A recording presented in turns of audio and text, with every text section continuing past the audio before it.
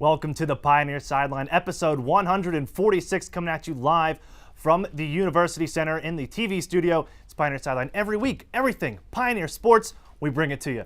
I'm Aaron Cooney, your host. Joining me here is Matt Desmond, and we're going to jump right into things with talking about Point Park soccer. Men's soccer had two games over the weekend, and last time we talked to you in their first game was on Friday, taking on a tough Grove City team. Point Park still looking for that out-of-conference win.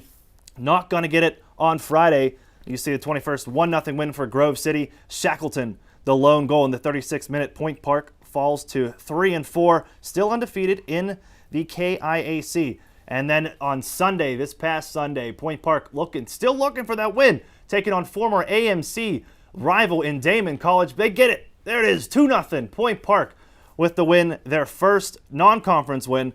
Nanko and Jete with 2 goals. Point Park outshoots Daemen 23-7 to even the record at 4-4. 3-0 in the conference still. And Matt Desmond going to join us now. I mean, it took them long enough, but they finally got that conference win, and that's something they've been looking for all season, Matt. Yeah, it was very big for the Pioneers to get their first conference win against a former AMC opponent. They went up against the Daemen Wildcats, and they needed to get more shots on the goal. And when you saw in the last game against Grove City, they were unable to do that. And it was pretty good for the Pioneers to get some unnamed new players on the score sheet. You saw that Nanko and Osman Jahith got on the score sheet for the Pioneers. I want to see some of those older veterans get on the score sheet as well. You look at Francis Tabi, and you have Matt Arco, along with Lucas Silva. Those were many of the main scorers for the Point Park Pioneers last year. I just want to see them get more involved and have some more scoring opportunities. Now, Matt, the men's soccer team has a bit of a break. They got a game on Saturday, but that's an alumni game, so it's not going to count. You got some alumni coming in. You can go check that game out at South Park. There will be fan bands for that Saturday evening. But a long break between, and you got the momentum from this Daemen game. Will this hurt this Pioneer team?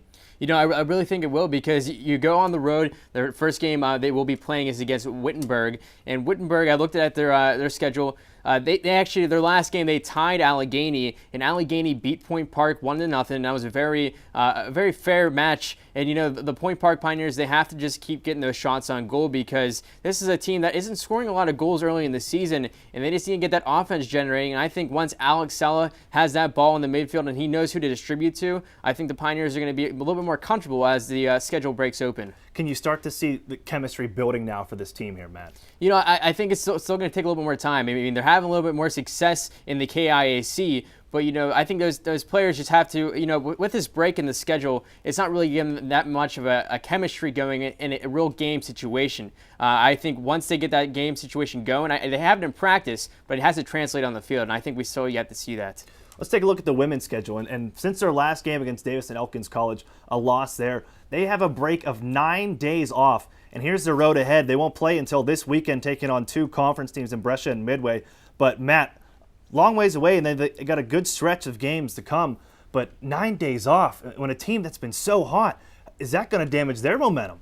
Oh, yeah. I mean, being a former soccer player myself, a 9 days off, that's a really big deal for being a soccer player, because you're so used to being in that game time situation, and you want to be out there on the field. That momentum has to carry over to the next game, and they go on the road at Kentucky. They can play some more KIAC opponents, and, they have to get those victories on the road. And I think it's very important to make an establishment as a top-tier team in the KIAC. And I think they can do that, but I mean, it's going to take a lot of strong conditioning on the off days they have. And conditioning, a big thing here for Point Park, with 2 games back to back. They'll play Saturday and Sunday afternoon. Matt, for any team, how difficult is that? I think it's an advantage for Point Park, because you saw the men's team, they didn't have a problem transitioning. And for the Point Park women's team, they're a very young team, so they have a lot of agility, a lot of speed on the field. So, I think they're going to be more excited than, kind of saddened by the fact that they have to play less than 24 hours the next day.